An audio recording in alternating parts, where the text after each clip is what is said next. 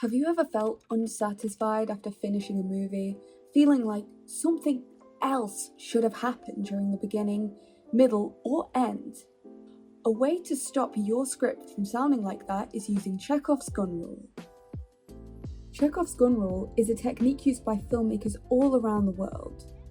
This rule states that if an object is a point of focus in the story, it must be utilized later in some way. In simpler terms, the rule applies to any object that feels insignificant during the first act of a film, but later becomes important. This is executed within 3 stages: presenting the gun, loading the gun, and firing the gun.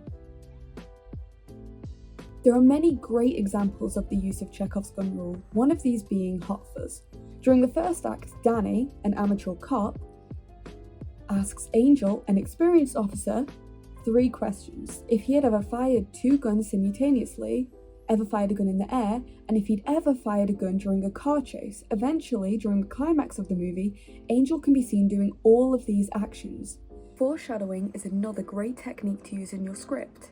This is quite a common but very effective technique used by screenwriters to hint to audiences that a future event will take place.